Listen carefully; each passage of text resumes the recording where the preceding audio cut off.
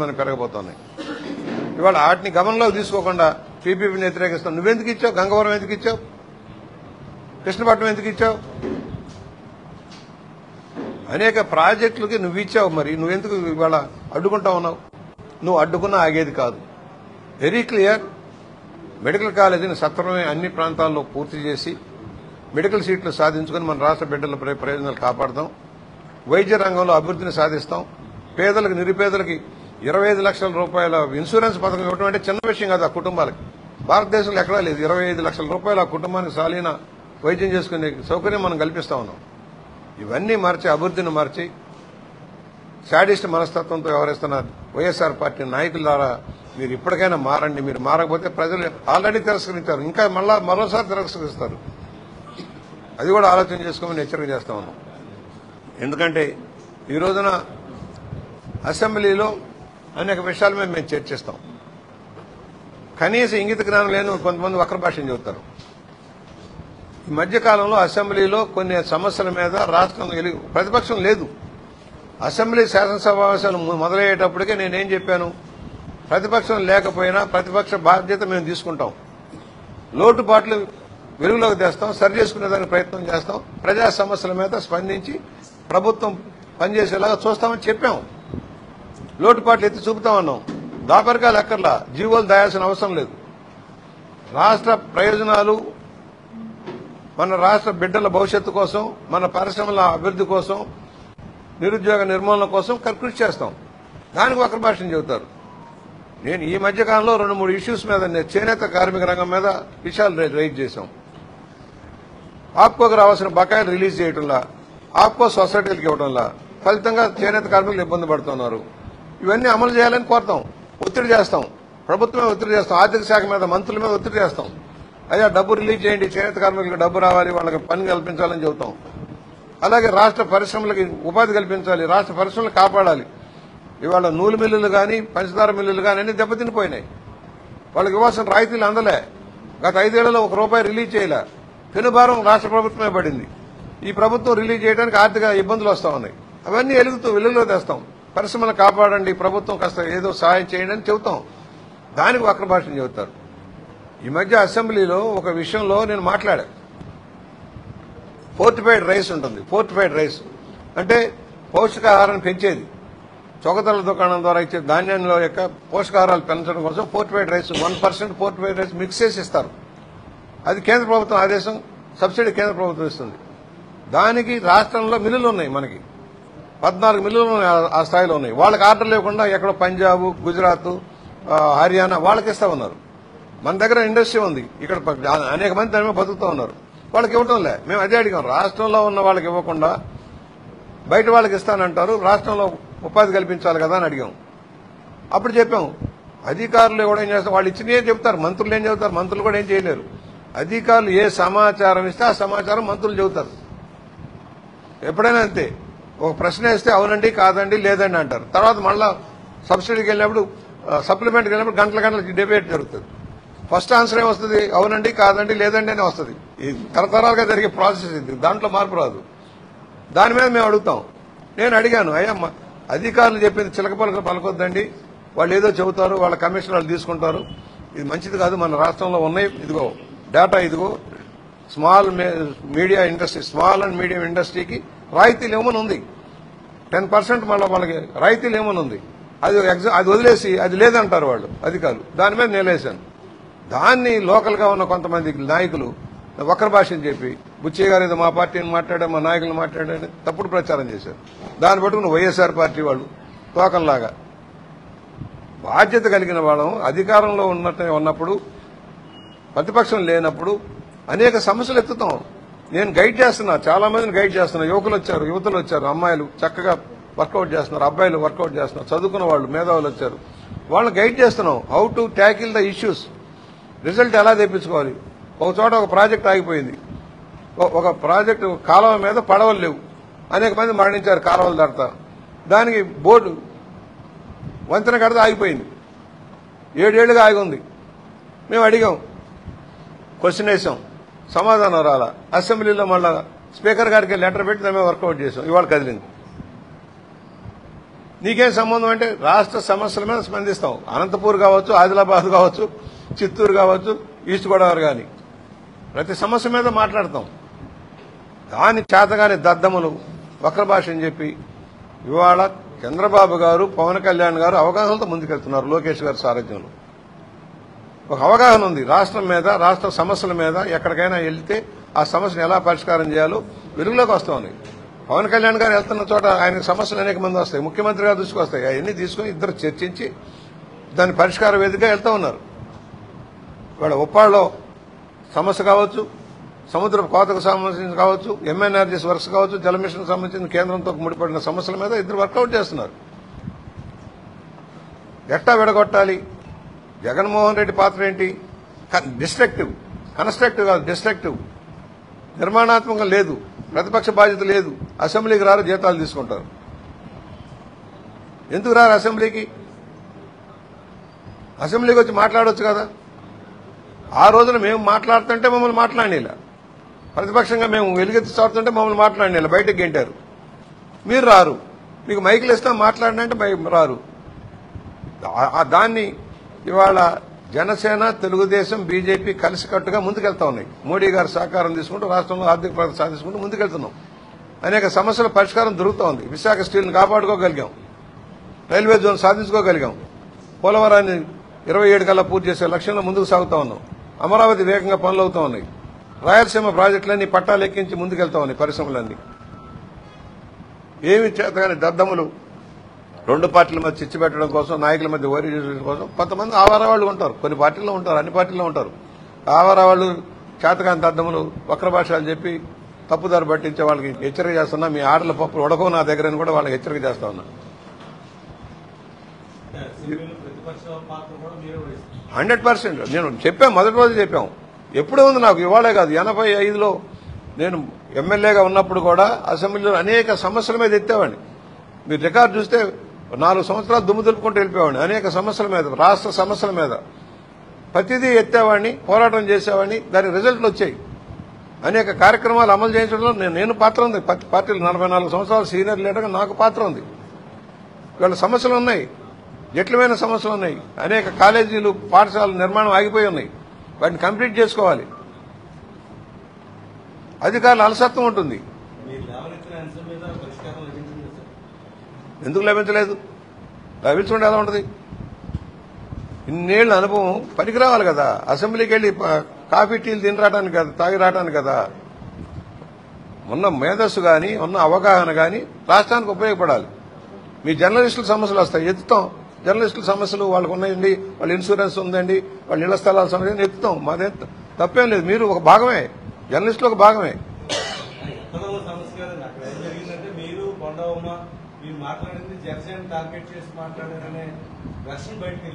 మీరు ఒక 5 నిమిషాలు ఇది అయ్యాక నేను చూపిస్తా. అసలు ఏం ప్రొసీడింగ్ జరిగిందో చూపిస్తా. ముఖ్యమంత్రి గారు ఏం మాట్లాడారో కూడా చూపిస్తా. కొంతమంది ఆవారాలుగా అన్నాను, ఆ పార్టీలు ఈ పార్టీలు కాదు, ఆవారా వాళ్ళు కొంతమంది తయారవుతారు. కనీసం అవగాహన, ఇంగిత జ్ఞానం లేకుండా అసలు ప్రొసీడింగ్ తెలియని వాళ్ళు మాట్లాడిన తప్పుడు విధానం. దాన్ని వైఎస్ఆర్ వాళ్ళు భుజాన్ని వేసుకుంటారు. చూస్తున్నారు పచ్చి బూతులు. ఏదైనా పెడితే, పోస్టింగ్ పెడితే బూతులు రోజు మేము భరిస్తూనే ఉన్నాం. ఒక విషయం గురించి మాట్లాడితే, మెడికల్ కాలేజ్ గురించి మాట్లాడితే బూతులు తిడతారు. పారిశ్రామికీకరణ గురించి మాట్లాడితే బూతులు తిడతారు. ఇన్సూరెన్స్ ఎందుకు కట్టలేదా, పంటల ఇన్సూరెన్స్ అంటే బూతులు తిడతారు. మద్యం ఏమైపోయిందంటే మాయమైపోయింది. ఇవాళ ఎక్కడ తెలియంది? ఆంధ్రప్రదేశ్లో మొదలై ఆఫ్రికాకి చేరిపోయింది. వీళ్ళ కుంభకోణాలని మద్యం అక్కడికి వెళ్లి కల్తీ చేసి కేసులు పెట్టించుకునే దౌర్భాగ్యం తెచ్చారు. ఇతర దేశాల్లో కూడా ఆంధ్రప్రదేశ్ పరువు తీసే పరిస్థితి తెచ్చారు. ఇవాళ చూశారు, గూగుల్ 87,000 కోట్లు పెట్టుబడి రాష్ట్రానికి ఇస్తా ఉంది. విశాఖపట్నానికి, ఒక విశాఖపట్నానికి. డేటా సెంటర్లు 3 సెంటర్లు స్టార్ట్ అవుతున్నాయి. కొన్ని 1,25,000 మందికి ఉద్యోగాలు రాబోతున్నాయి. చిన్న విషయం కాదు కదా. చంద్రబాబు గారి మీద, పవన్ కళ్యాణ్ గారి మీద, లోకేష్ గారి మీద, మోడీ గారి మీద నమ్మకంతో పెట్టుబడులు వస్తూ ఉన్నాయి. ఈ రాష్ట్రంలో పెడితే శాంతి సుస్థితులు బాగుంటాయి, లా అండ్ ఆర్డర్ కాపాడుతుంది. ఆ పార్టీ అయినా ఈ పార్టీ లెక్క చేయకుండా పారిశ్రామికలకు ప్రోత్సాహాలు ఇస్తారు, పెట్టుబడులకి డోకా లేకుండా ఉంటుంది అనే లక్ష్యంలో వాళ్ళు వస్తున్నారు. దాన్ని అడ్డుకోవడం కోసం కులాల పేరుతో, మతాల పేరుతో ఏంటంటే చిత్తూరులో ఈ పార్టీ ప్రెసిడెంట్ వెళ్ళి అంబేద్కర్ విగ్రహాన్ని తగలేస్తాడా? మళ్ళీ వెంటనే సాక్షిలో తెలుగుదేశం వాళ్ళు తగలేస్తారని హెడ్డింగ్ పెడతావా? వాడిని ఇలా అరెస్ట్ చేస్తే ఏం మాట్లాడవే? రెచ్చగొడతాం, కులాలను రెచ్చగొడతాం, మతాలను రెచ్చగొట్టడం. ఒక మతం భుజానేసుకుని మోస్తారు. మాకు అన్ని మతాలు సమానం, అన్ని జాతులు సమానం, అన్ని ప్రాంతాలు సమానం. అన్ని ప్రాంతాలను అభివృద్ధి చేయడమే మా ఏకైక లక్ష్యం. పేదరిక నిర్మూలనే మా లక్ష్యం. పేదవాడికి పట్టెడు అన్నం పెట్టడమే మా లక్ష్యం. నిరునీడ కల్పించడమే మా లక్ష్యం. ఉపాధి కల్పించడమే మా లక్ష్యం. ఇవన్నీ వదిలేసి ప్రతిదానికి వక్ర భాష అని చెప్పి తప్పుడు ప్రచారాలు చేయటం. ఇవాళ జైలు నుంచి హీరోలట. మద్యం కుంభకోణంలో దోపిడీ చేసి ఆఫ్రికాకి తరలించిన వాడు పెద్ద హీరో, ఊరేగింపులు చేస్తారు. హత్యారాజకీయాలు చేసిన వాళ్ళు వాళ్ళకి హీరోలు. దళితుడిని మర్డర్ చేసి ప్యాక్ చేసిన వాడు వాళ్ళకి హీరో.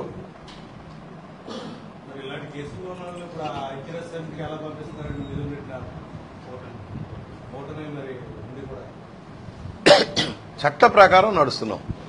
మీరు అర్థం చేసుకోవాల్సిన వాళ్ళలాగా కక్ష సుదృఢ రాజకీయాలు లేవు. ఎక్కడ తప్పు జరిగితే దాని మీద విచారణ జరుగుతూ ఉంది. ఒక్కొక్కళ్ళు విచారణ జరుగుతున్నారు. సంజయ్ కావచ్చు, అనిల్ కావచ్చు, అందరూ విచారణ ఎదుర్కొంటున్నారు. తప్పించుకోవడం కోసం నానా ప్రయత్నాలు చేస్తారు. దోచుకున్న సొమ్ముతోటి కోర్టుల చుట్టూ తిప్పుతారు. 13 సంవత్సరాలుగా బెయిల్ మీద ఉన్న వ్యక్తి మీరు అర్థం చేసుకోండి. భారతదేశంలో ఏ నాయకుడు కూడా ఇంత వెసులుబాటు రాలే. 13 సంవత్సరాలు బెయిల్ మీద ఉండి కేసును ముందుకు సాగకుండా చేయగలుగుతున్నాడంటే ఆయన ఎంత మేధావి అర్థం చేసుకోండి. ఎంత దోచుకుని, ఎంత పంచిపెట్టి కేసుల్ని ఆపగలుగుతున్నాడో అర్థం చేసుకోండి. అందువల్ల ఆయన డబ్బు ఖర్చు పెడుతున్నాడు. తాడేపల్లి ప్యాలెస్లోనో బెంగళూరులోనో నిలబెట్టిన సొమ్మంతా వెదజల్లుతూ ఉన్నాడు కేసుల కోసం. ఇవాళ వస్తుంది, తప్పదు. దోషులు ఏ రోజుకైనా శిక్ష పడదు. కోర్టులో న్యాయం ఆలస్యం కావచ్చు, కానీ న్యాయం జరుగుతుంది.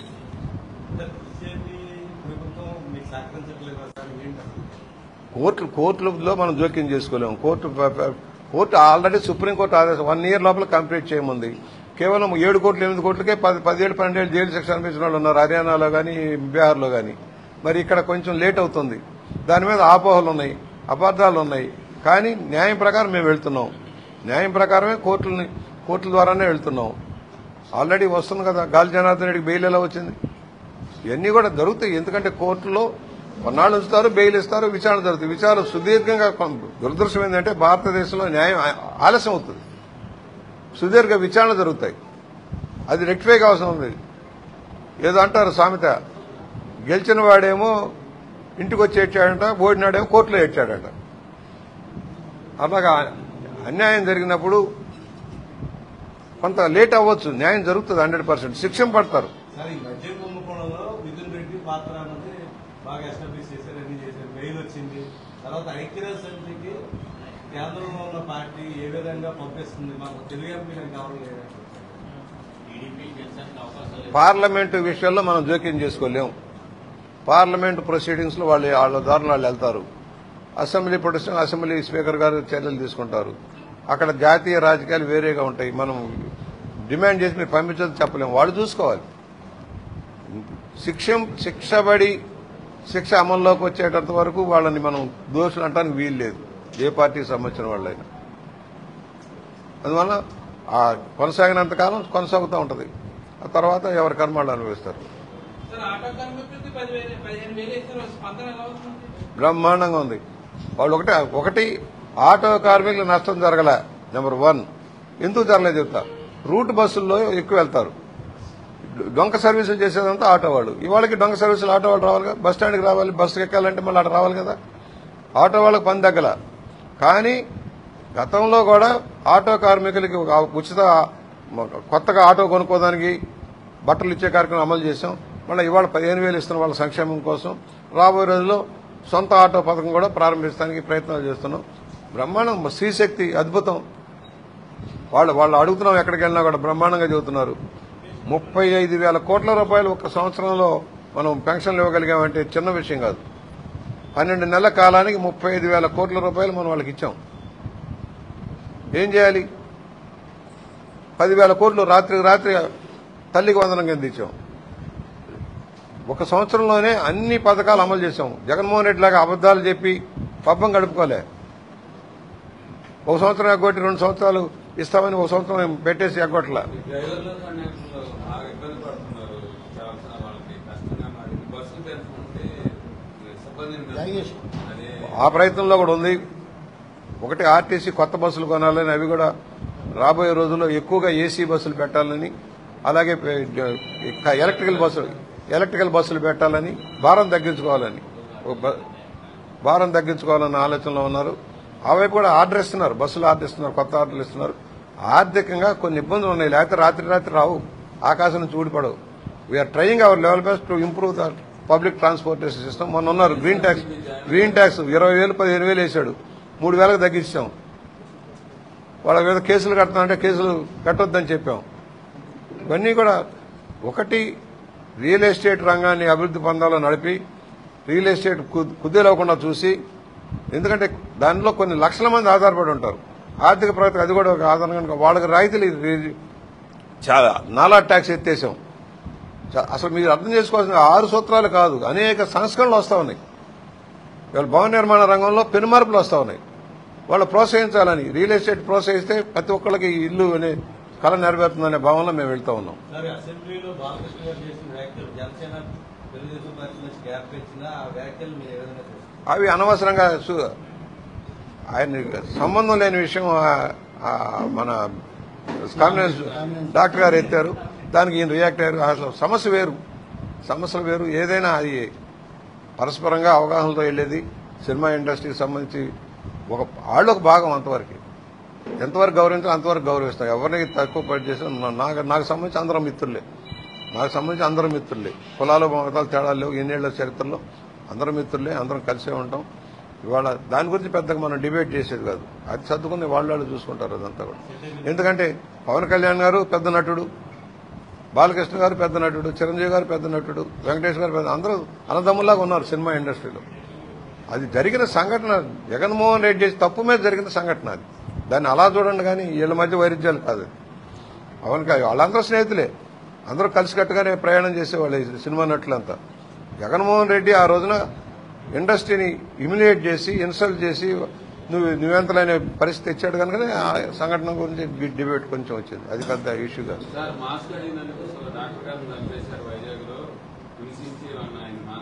సుధాకర్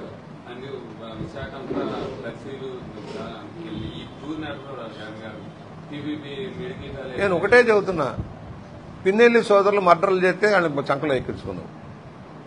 ఈడ ఒక ఎమ్మెల్సీ మర్డర్ చేసి డ్రైవర్ని ప్యాకేజ్ చేస్తే వాడిని నెత్తినెక్కించుకున్నావు. హత్యా రాజకీయాలు చేసే వాళ్ళందరినీ నీ జేబులో పెట్టుకున్నావు. ఇవాళ సుధాకర్ అడిగింది ఏంటి ఆ రోజున?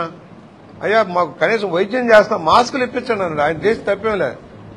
ఆ రోజున అసలు మాస్కులు ఇవ్వాలి, నేను కొనిచ్చాను. ఇక్కడ మన ఏరియా కొన్ని వేల మాస్కులను పీపీ కిట్లు తెప్పించి నేను ఇచ్చాను. మీకు గుర్తుందో లేదు, మరి మీరైనా మర్చిపోయారు. ఆ రోజు కొన్ని వేల కిట్లు, ఫుడ్ బాస్కెట్లు కొన్ని వేల మందికి పంచాం. మాటలు కాదు, చేతల్లో తేవాలి. నువ్వు కూర్చోయా. నిన్ననే మాట్లాడాము, లోకేష్ గారితో మాట్లాడాము, వర్కౌట్ చేస్తున్నారు. ఎందుకంటే యూనివర్సిటీ వైస్ ఛాన్సలర్ అంతా నియమంగా అయిపోతున్నాయి. ఒక పోస్టింగ్లని జిల్లా అధికారులు పోస్టింగ్లు అవుతున్నాయి. దాని మీద ఎక్సైజ్ చేస్తున్నారమ్మ. దాన్ని ఎలా చేయాలి త్వరలో వస్తానన్నారు. ఇవన్నీ ఎడ్యుకేషన్ ఇన్స్టిట్యూట్లను పరిశీలన చేయడం కోసం రాజమండ్రి వస్తానన్నారు లోకేష్ గారు. ఎందుకంటే కొన్ని సమస్యలు ఉన్నాయి. మా polytechnic college, women's ITI, diet, junior college అన్ని సమస్యలు ఉన్నాయి. దాని మీద రావాలన్నాను. యూనివర్సిటీ పరంగా కూడా క్లియర్ చేయబోతున్నాం. అక్కడ కొన్ని ఆక్రమణలు ఉన్నాయి, అన్ని తీసేసి ఆ లెవెలింగ్ అంతా చేసి శుభ్రం చేసి ఒక కండిషన్ తెస్తాం త్వరలోనే నియమం. ఎందుకంటే ఇది 9th షెడ్యూల్లో ప్రాపర్టీస్ సంబంధించిన డిస్ప్యూట్స్ ఇంకా క్లియర్ కాలా. అయినా కూడా మనం ముందుకెళ్లిపోతున్నాం. 9th 10th షెడ్యూల్లో ఉభయ రాష్ట్రాల మధ్య సమస్యలు కొన్ని అయినాయి, కొన్ని కాలా. అయినా కూడా బడ్జెట్ కేటాయింపు చేసి నియామకాలు చేస్తామని చెప్పడం జరుగుతూ ఉంది. ఆరోగ్యశ్రీకి రావాల్సిన నిధులు మీరు సీఎం రిలీఫ్ ఫండ్ కి డైవర్ట్ చేయడం వల్ల ఇప్పుడు ఆసుపత్రులన్నీ బంద్ చేస్తున్నాయని ఒక వాదన బయలుదేరింది. అసలు సంబంధం లేదండి. ఆరోగ్యశ్రీకి సీఎం రిలీఫ్ ఫండ్కి సంబంధం లేదు. సీఎం రిలీఫ్ ఫండ్కి వచ్చే ఫండ్స్ వేరే వస్తాయి, ఎక్సైజ్లో నుంచి వస్తుంది. సీఎం రిలీఫ్ ఫండ్కి ఆరోగ్యశ్రీకి డైరెక్ట్ గా బడ్జెట్లో నుంచి వెళ్తుంది. వస్తుందమ్మా. 5 ఏళ్ళు రూపాయి అయిపోతే ఏం చేయలే. ఇవాళ రాత్రి మొన్న ఇస్తాను రిలీజ్ చేస్తూనే ఉన్నాం కదా, రిలీజ్ చేస్తాం కదా. బ్లాక్ మెయిల్ చేసి ఎవరో చేయలేరయ్యా. మేము ఒకటే చెబుతున్నాం, ఇప్పుడు CM relief fund is entirely different story. వాళ్ళకి రిలీజ్ అవుతున్నాయి, ఆరోగ్యశ్రీలు రిలీజ్ అవుతున్నాయి.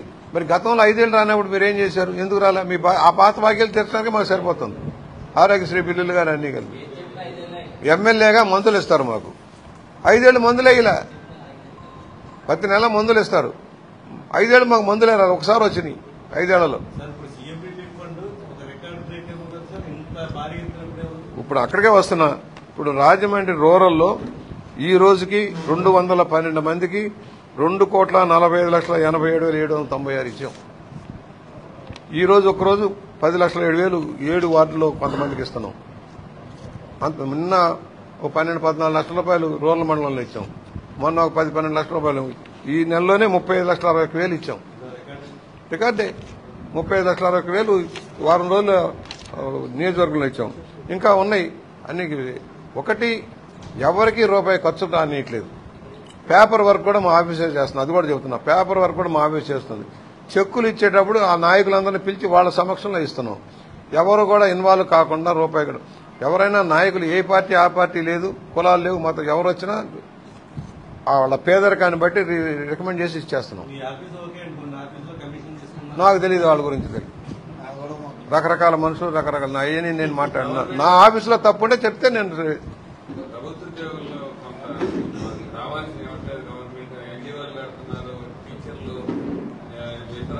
ఏమయ్యా వినండి చెప్తున్నా బాబు.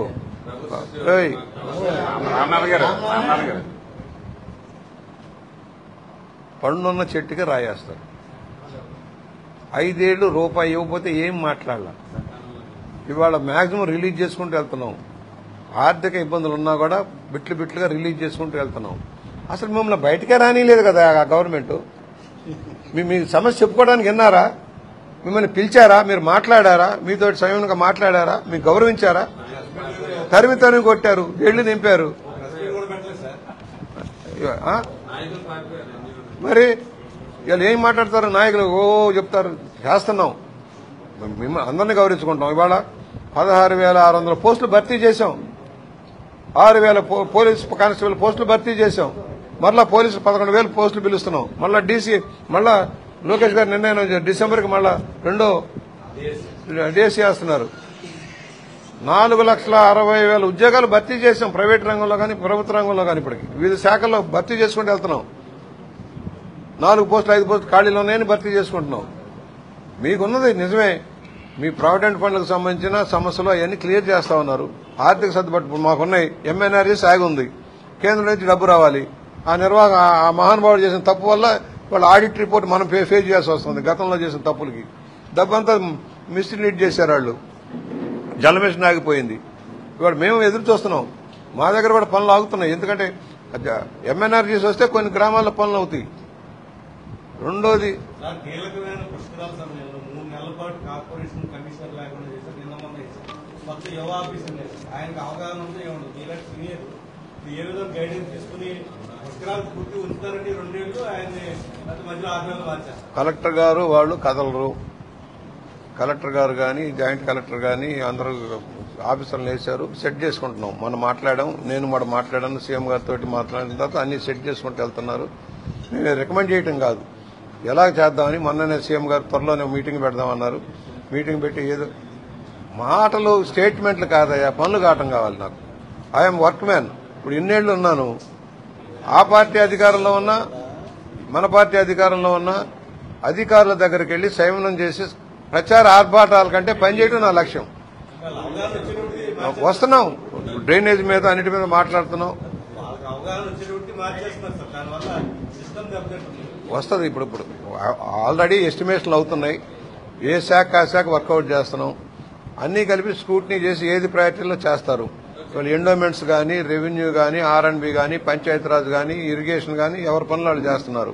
అవన్నీ క్రోడీకరించాక మీటింగ్ పెట్టాక ఫండింగ్ ఎలాగా మనం ఎట్లాగైతే కుంభమేళాకి డబ్బులు బాగా ఇచ్చారు గవర్నమెంట్ ఆఫ్ ఇండియా, మనకు కూడా కొంత ఇస్తే బెటర్ అనేది ఉంది. దాన్ని కన్స్ట్రక్టివ్గా ఇక్కడ చేసే ప్రతి పని రాబోయే తరాలకు ఉపయోగపడేలాగా ఉండాలని, పప్పులకి బెల్లాలకు కాదు అనేది నా ఉద్దేశం.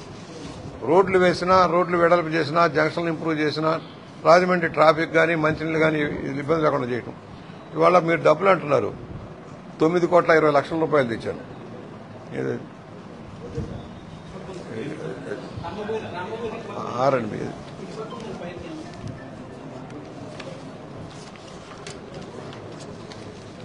కాలువగట్టు రోడ్డు జేగురుపాడు నుంచి కడిపిలంక దాకా ₹2,60,00,000 రోడ్డు మొదలైంది. ఇది కాకుండా కడియంలోనే మరో ₹3,20,00,000 జేగురుపాడు రోడ్డు కడిపిలంక రోడ్డుకు ₹3,20,00,000 టెండర్ పిలుస్తున్నారు ఇవాళ. ఇది కాకుండా బొమ్మూరు కేశవరం రోడ్డు ₹3,50,00,000. మరి అలాగే ఎట్లా చేస్తున్నామో మీరే ఆలోచించుకోండి. చేస్తున్నాం ఇదిగో ఆర్డర్లే, ఇదిగో జీవో నెంబర్లతో సహా, ఒట్టి మాటలు కాదు. ఇదిగో జీవో ప్రాసెస్ చేస్తే అవుతుంది. పనిచేసే విధానం నేర్చుకోవాలి. నేను ఒకటే చెబుతున్నా, ప్రచారాల కంటే పని ముఖ్యం.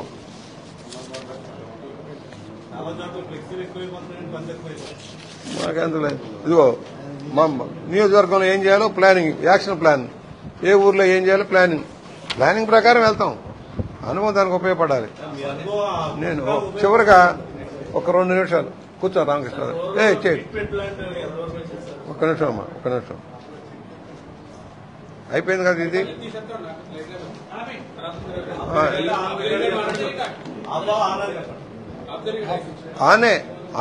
అసెంబ్లీ ఎందుకంటే ఈ మధ్య చాలా బ్యాడ్ గా ప్రచారం చేశారు కొంతమంది.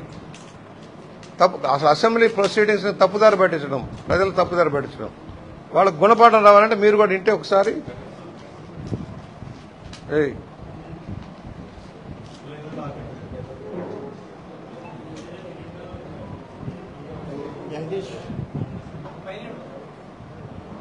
వాట్సాప్లోనా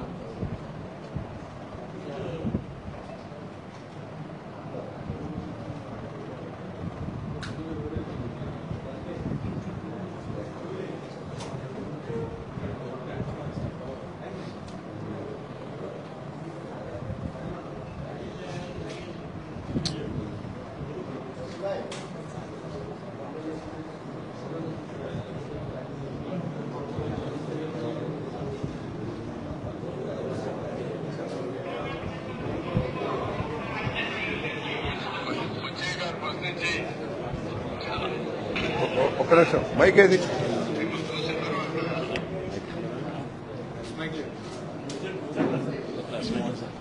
మైక్ ఏది? మైక్ ఏదిరా?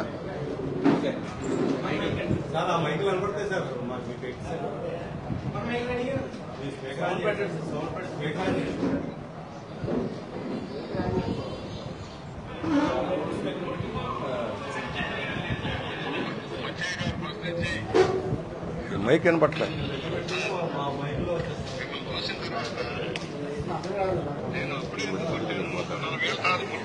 మీకెళ్తుంది, అందరికి వెళ్ళాలిగా.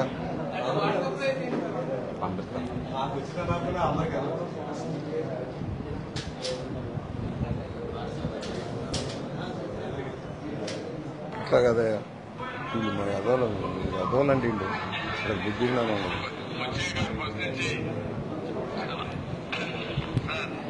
ఏ మైక్. ఒక్క నిమిషం. లేట్ రన్నింగ్ చైర్స్ ఉండవు. ఒక 2 నిమిషాలు.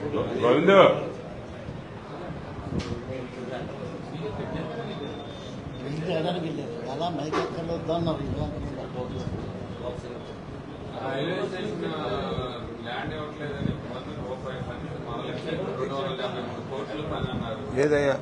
రైల్వే స్టేషన్ కేంద్రం నుంచి తెచ్చారు. మీ 16వ డివిజన్ వైపు రోడ్డు ఏదో అక్కడ 4 పని చేయాలి. టెండర్లు అయినాయి అన్నారు. ఏ లేవు, చిన్న ఏవో చేశారు. అసలు మేజర్ తీసేసి చేయాల్సిన చాలా పని.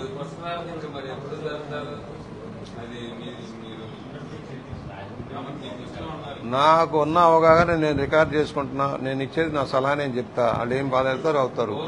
నేను ఎందుకంటే ఇప్పుడు కొన్ని సమస్యలు ఉన్నాయి. ఇప్పుడు స్టేడియం రోడ్డు వైడెన్ చేయాలంటారు, చాలా క్రిటికల్ కేసు అది. గోదావరి గట్టు నుంచి స్టేడియం దాకా వెడల్పు చేసి రావాలంటారు. అక్కడ డ్రైనేజ్ సమస్య ఉంది, వాళ్ళకి అర్థం కాదు. బ్రిటిష్ వాళ్ళకి అందించిన మెయిన్ డ్రైనేజ్ సమస్య ఉంది. అది తెలుసుకోకుండా చేసేద్దాం అన్నారు అనుకో. ఇప్పుడు ఒకసారి చేయాలంటే చాలా కాంపన్సేషన్ ఇవ్వాలి, బోల్డ్ కాంపన్సేషన్ ఇవ్వాలి మెయిన్ రోడ్డు మీద చేయాలంటే. అది ఎట్లా చేయాలా ఏంటి అనేది చూస్తున్నాం.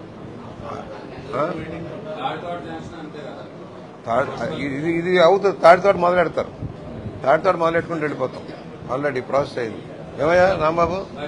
అయింది సార్, మార్కింగ్ ఇచ్చారు సార్.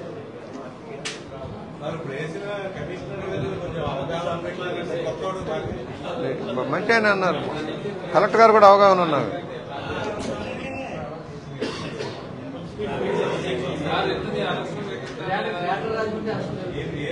ఒక నిమిషం, ప్రాసెస్ స్టార్ట్ అవుతుంది. రాజమండ్రి రూరల్ సిటీ కలిపి, రూరల్ మండలం కూడా కలిపి ఎలక్షన్ వస్తుంది.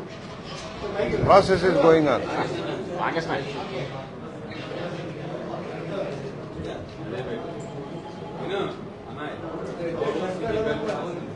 Hello hello hello hello hello hello hello ఏమైందా?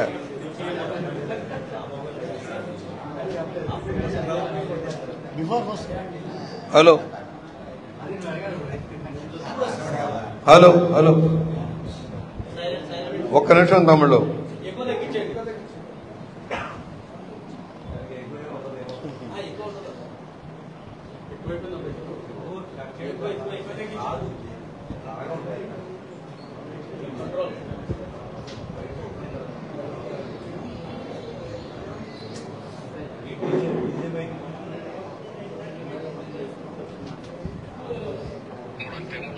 అది చేస్తే ప్రజలు ఎప్పుడు మనతో ఉంటారు. నేను ఒకేసారి ఓడిపోయా, ఆసారి తప్ప అన్ని ఎలక్షన్లో గెలుస్తూ వచ్చాను. కాబట్టి మీకు కూడా ఇది ఒక మంచి అవకాశం. ప్రజాసేవ చేసే ప్రతి ఒక్క వ్యక్తిలో మనం కరెక్ట్ గా ఆలోచిస్తే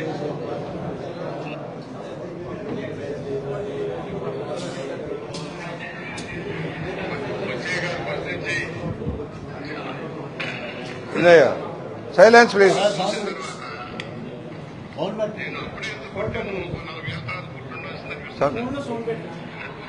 హలో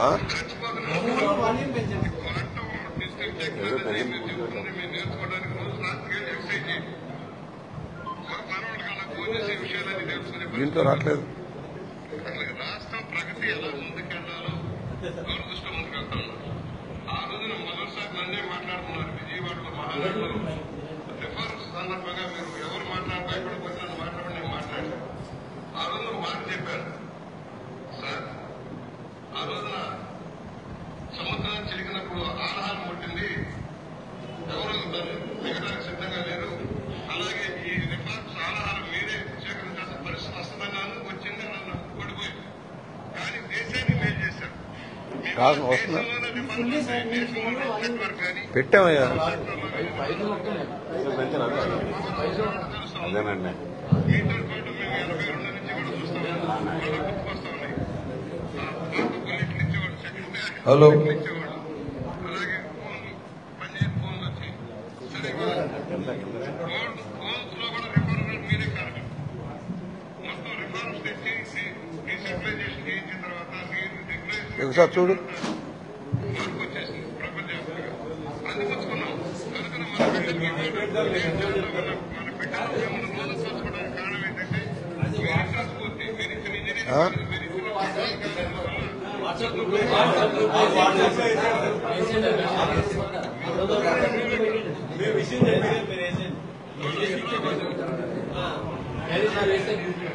గ్రూప్ అదే చెప్తా, అదే సార్ రండి.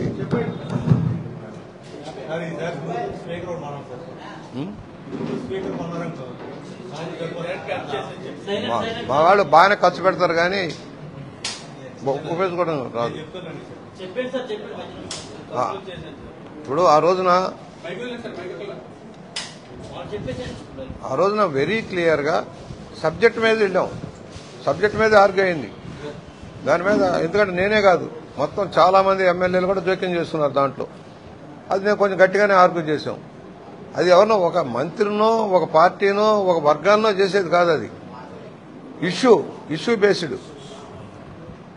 బేస్డ్ ల్యాండ్ గ్రాబర్స్ ఉంటారు. ఆ ల్యాండ్ గ్రాబర్స్ కొంచెం భూములు కబ్జా చేస్తారు. దాని మీద డిబేట్ వస్తుంది. ఇంటర్ఫీర్ అయి చెబుతాం. ఇది దీని మీద ఎలా యాక్షన్ తీసుకోవాలో చెబుతాం. కొన్ని ట్యాక్సేషన్ సమస్యలు వస్తాయి. ఇంటర్ఫీర్ అవుతాం. చాలా ఇష్యూల్లో నేను ఇంటర్ఫీర్ అవుతా. సీనియర్ మెంబర్గా చేస్తే నాకు మైక్ ఇస్తారు. స్పీకర్ గారు కానీ డిప్యూటీ స్పీకర్ గారు కానీ మైక్ ఇస్తారు. సీనియర్గా చెప్తాం సమస్యల మీద. హెల్త్ సమస్య మీద హెల్త్ మినిస్టర్ గారిని అడుగుతాం. ఒక్కోసారి నిలేస్తాం. మా పెద్దవాడు అడుగుతారు, మా నియోజకవర్గంలో పలానా హాస్పిటల్ బాగలేదండి, డాక్టర్లు లేరండి అని అంటారు. అది తప్పేం కాదు కదా అడగటంలో. అది తెలివి తక్కువతనంగా చేసే వాళ్ళకి మీకు కూడా చెప్తున్నాను. ఈ సోషల్ మీడియా వేదిక దుర్మార్గంగా వ్యవహరించే శక్తులు కూడా ఉన్నాయి. తిమ్మిని బమ్మిని చేసి తప్పుడు ప్రచారం చేసేవాళ్ళు, కులాల మీద కుంపట్లు రాజేసేవాళ్ళు, మతాల పేరుతో రెచ్చగొట్టేవాళ్ళు ఉంటారు. వీళ్ళందరి మీద ఒక కన్నేసి ఆలోచించని ప్రజలకు విజ్ఞప్తి చేస్తున్నాం. కట్ చేస్తారు. తప్పుడు కేసులు కూడా పెడతారు. కొంతమంది నాయకులు ఏంటంటే తప్పుడు కేసులు పెట్టించి కుటుంబాన్ని రోడ్లు పాలు చేసే వాళ్ళు కూడా ఉంటారు. ఇవాళ మరీ మార్ఫింగ్ వచ్చాక మరీ దారుణంగా ఉంది. ఆ సినిమా వాళ్ళ చూస్తే ఎంత దారుణంగా ఉందంటే చాలా దారుణంగా. సుప్రీంకోర్టు పాపం ఏమి చేయలేక సుప్రీంకోర్టుకి వెళ్లిపోయే పరిస్థితి వస్తుంది. ఇవన్నీ కూడా దృష్టిలో పెట్టుకోవాలి. ఎందుకు మైక్లో రావట్లేదా? పెట్టు. ఆయన ఏం మాట్లాడాడో వినిపిస్తాను.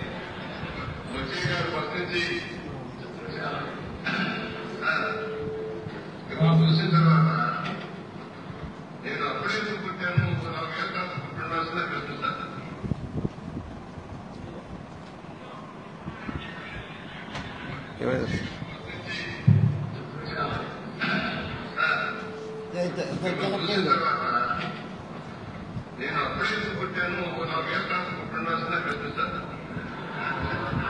చచ్చిపోతున్నాను.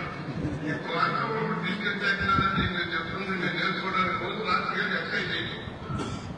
మాకు మరొకటి అలా ఫోన్ చేసి విషయాలన్నీ తెలుసుకునే పరిస్థితిలోకి వచ్చాము. అట్లా రాష్ట్రం ప్రగతి ఎలా ముందుకెళ్లాలో గౌరవిస్తూ ముందుకెళ్తాము. ఆ రోజున మొదటిసారి నన్నే మాట్లాడుతున్నారు. విజయవాడ మహారాజు రిఫార్మ్స్ సందర్భంగా మీకు ఎవరు మాట్లాడలేకపోతే మాట్లాడి నేను మాట్లాడాను. ఆ రోజు మాట చెప్పాను సార్. ఆ రోజున సముద్రం చిరిగినప్పుడు ఆహారం ఉంటుంది, ఎవరు మిగతాది సిద్ధంగా లేరు. అలాగే ఈ రిఫార్మ్స్ ఆహారం మీరే స్వీకరించాల్సిన పరిస్థితి వస్తుందన్నాను. వచ్చిందే నన్ను ఓడిపోయాను. కానీ దేశాన్ని మీరు చేశారు. రిఫార్మ్స్ వస్తాయి. దేశంలో రోడ్ నెట్వర్క్ కానీ పవర్ సెక్టర్ లో కానీ రిఫార్మ్స్ వస్తాయి. ఇవాళ పవర్ అవసరమేమో తెలుస్తా ఉంది. మీతో పాటు మేము 82 నుంచి కూడా చూస్తా ఉన్నాం. మళ్ళా గుర్తుకొస్తా ఉన్నాయి. ఆ పాత బుల్లెట్లు ఇచ్చేవాళ్ళు, సెకండ్ జనరేషన్ బుల్లెట్లు ఇచ్చేవాళ్ళు. అలాగే ఫోన్లు పనిచేసి ఫోన్లు వచ్చేది. సరే మనం ఫోన్ లోపల రిఫార్మర్ మీరే కాదు, మొత్తం రిఫార్మ్స్ డిజిటలైజేషన్ చేసిన తర్వాత రిప్లేస్మెంట్ చేసిన తర్వాత మార్పు వచ్చేసింది ప్రపంచానికి. అందుకు చూద్దాం. కనుక మన బిడ్డలకి మన బిడ్డలు వచ్చిన రోజులు తప్పుకోవడానికి కారణం ఏంటంటే మీరు ఇచ్చిన స్కూల్కి, మీరు ఇచ్చిన ఇంజనీరింగ్ కాలేజ్, మీరు ఇచ్చిన టెక్నికల్ కాలేజీల వల్ల చదువుకొని ఆంధ్ర తెలంగాణ మన బిడ్డల ముందుతానికి కనుక మీరు తీసుకున్న నిర్ణయమే కాదు. మన హైదరాబాద్ చేస్తే మాకు బాధగా ఉంది. బాధ ఎందుకంటే మీరు చేసిన కృషి ఎన్నో దేశాలు పనికొస్తాం. హైదరాబాద్ చూసేటప్పటికీ మన సైబరాబాద్ కానీ మీరు చేసిన దేశం కూడా అనుభవం తీసుకెళ్ళలేదు. అదన్నా హైటెక్ సిటీ ప్రారంభించడం మాత్రం తీసుకెళ్ళలేదు. ఆ రోజున ఏది రాష్ట్రంలో తప్పకుండా అయ్యిందను ఇవాళ ఎలాంటి నగరం తయారైంది మీరు తీసుకున్న సంస్థతో ఇవాళ మాకు యంగ్స్టర్స్ వచ్చారు సార్, చదువుకుంటూ ఉన్నారు. రేపే 40 ఏళ్ళు చెప్తున్నారు. 40 ఏళ్ళు కానీ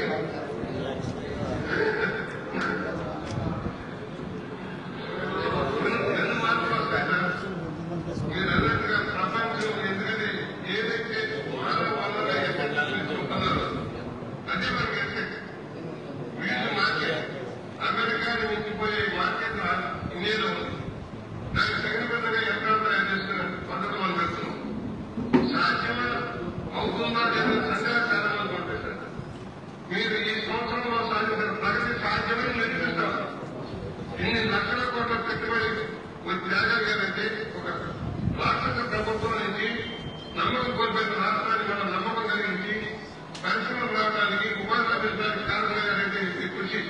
ఏదైతే నమ్మకం కాన్ఫిడెన్స్ మా అందరిలో కూడా రావాల్సిన అవసరం ఉంది. వచ్చేస్తాం మేము కూడా ఎంతవరకు వీలైనంత పూర్తి చేస్తాం. ఒకటి రాష్ట్రం అంతా కూడా చాలా మంది చేయాల్సింది ఏంటంటే మీరు విజయంలో వివిధ ప్రాంతాల్లో డెవలప్మెంట్ ఎలా ఉండాలని తెలియజేయడం ఆ విధంగా ముందుకెళ్తా ఉన్నారు. వెనుకబడ్డ ప్రాంతాలకి బ్రహ్మాండమైన విలువలు కావాలి. మనం అనంతపూర్లో చూసినా, తిరుపతిలో, చిత్తూరులో చూసినా ఆ డెవలప్మెంట్ వెనుకబడ్డ ప్రాంతంలో డెవలప్మెంట్ మాకు కనపడతా ఉంది. వ్యవసాయంలో మాకు కనపడతా ఉంది. మరి అందుకని మీరు తీసుకున్న స్ఫూర్తి మేము ముందుకెళ్తున్నాం. మా అందరూ ఒకటే తెలుగు జాతి ముందుకెళ్ళాలంటే ధైర్యంగా ముందుకు సాగాల్సిన అవసరం ఉంది. మళ్ళా రాక్షసులు వస్తారు అనే నమ్మకం ఎవరిలో ఉండడానికి వీల్లేదు. ఎందుకంటే బాగా ఇంటర్ప్రిటేషన్ ఇవ్వడానికి ప్రయత్నం చేస్తా ఉన్నారు. గోగులు పట్టాడుతున్నారు, తప్పులు పట్టాడుతున్నారు. ఇక వచ్చే అవకాశం లేదు. 20 ఏళ్ళ సెంట్రల్ నీళ్ళు తెప్పి తిప్పలేదని పరిస్థితి మనం కల్పించాల్సిన పరిస్థితి ఉంది. కాన్ఫిడెన్స్ ఎటువంటి కాన్ఫిడెన్స్ ప్రజలకి కాన్ఫిడెన్స్ ఇది 30 సంవత్సరాలు కాదు 40 సంవత్సరాల రాష్ట్రాన్ని నడుపుకుందామని చంద్రబాబు గారు సాధ్యమే ఒక కాన్ఫిడెన్స్ తోటి ముందుకు సాగాలని సరళంగా అమలు చేస్తూ వస్తుంది. మీకు సహకరించిన పవన్ కళ్యాణ్ గారికి మీకంటే ఎక్కువగా కష్టపడుతున్న లోకేష్ బాబు గారికి కూడా ధన్యవాదాలు తెలియజేస్తారు సార్. నెక్స్ట్ అయినా నేను ఉద్యోగాలన్నీ అభివృద్ధి చేస్తున్నాను. సీనియర్ మోస్ట్ ఎమ్మెల్యే అని కానీ చెప్తూ కూడా నేను ప్రశ్నించాలని చూస్తున్నాను. ఏదైనా చెప్పి కొత్త సబ్జెక్ట్ కూడా నేర్చుకొని ఆ సబ్జెక్ట్ కూడా ఓనర్షిప్ తీసుకొని మాట్లాడతారు. ఇప్పుడే రిఫార్మ్స్ సంబంధించి నేను చూశాను. వాళ్ళు చెప్పినట్టు పాత్రలో సంజ్ఞాపనం చేసుకుంటే ఇదే చట్ట సంబంధం నేను చాలాసార్లు చెప్పినట్టు టెలికమ్యూనికేషన్ సెక్టర్ ప్రైవేటైజేషన్ ఉంది. డీరెగ్యులేషన్ మాట్లాడినప్పుడు సెల్ ఫోన్ గురించి మాట్లాడితే నా మీద ఎన్ని విధానం చేశారని చాలా హైలైట్ అయిందండి. ఎన్ని పెట్టాలి బాగుగారిదండి. చాలా మంది చాలా వయసు వచ్చింది. చాలా కానీ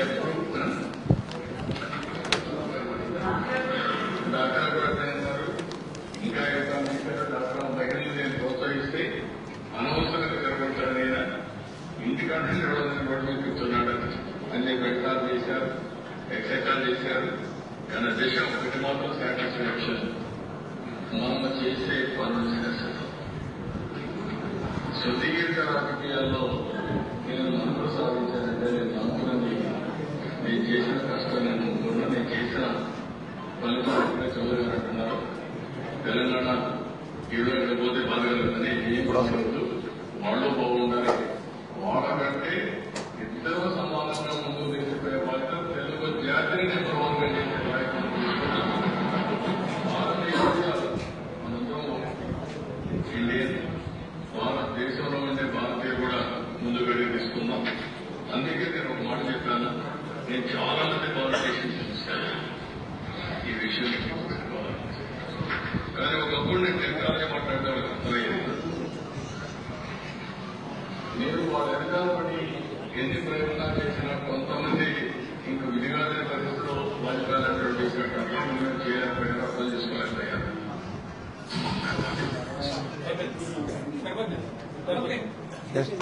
నెక్స్ట్ ఉంది కదరా, తర్వాత ఉంది కదరా. మీరు ఎందుకు పంపించారు? నేను చాలా